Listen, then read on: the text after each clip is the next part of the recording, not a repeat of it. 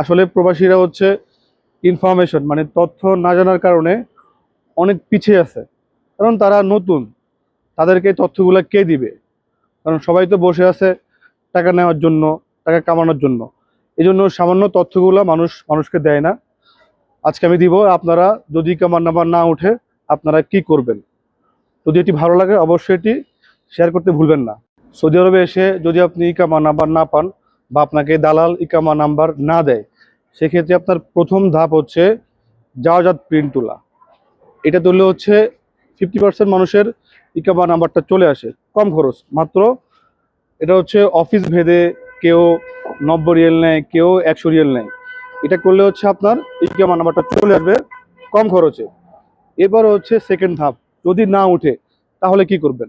যদি আপনি কফিলকে খুঁজে পান তাহলে কফিলের আফসার কিংবা হচ্ছে কিউয়া এই অ্যাক্সেসগুলো নিয়ে আপনি হচ্ছে মুক্ত আমেলে হচ্ছে 100 রিয়েল আর জাওয়াজাত ফি হচ্ছে 650 রিয়েল, এগুলা দিলেই কিন্তু আপনার ইকামা নাম্বারটা চলে আসবে টাকাটা ঢাললেই।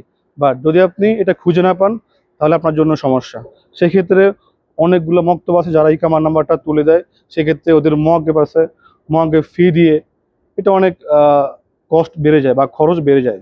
আর যদি আপনি এই তথ্যটা না জেনে আপনি আসছেন 3 মাস পার হয়ে গেছে, মানে আপনার ইকামা এক্সপায়ার, তখন কি করবেন? চিন্তার কোনো কারণ নাই, তখন হচ্ছে বের করা যাবে। যেহেতু আপনি 3 মাস মেয়াদ থাকা অবস্থায় বের করতে পারেন নাই, তাহলে 3 মাস পার হয়ে গেলে আপনি চাইলে এটা বের করতে পারবেন কোনো মুয়াজ্জেব দিয়ে সহজে। কিন্তু অনেকে আছেন যে তারা হয়তো বা জানেন না যে ইকামা নাম্বার বের করা যায়। এই জন্য অনেকে 3 বছর 4 বছর ইকামা নাম্বার ছাড়াই থাকে। এই জন্য হচ্ছে অনেকে এই তথ্যটা না জেনে এখানে আসে আর ইকামা নাম্বারটা বের করে না, বলে যে ভাই দালাল দেয় নাই, আমি পাই নাই। এখানে অনেকেই 3 থেকে 4 বছর ইকামা নাম্বার ছাড়াই কাজ করে। বাট আপনারা ফিউচারে এটা ভুলটা করবেন না, এখানে আসলে ইকামা নাম্বার বের করা যায়। প্রত্যেক ব্যক্তি সবাই আসার পরে 3 মাসের মধ্যেও ইকামা নাম্বারটা বের করতে পারবে, 3 মাস পরেও বের করতে পারবে।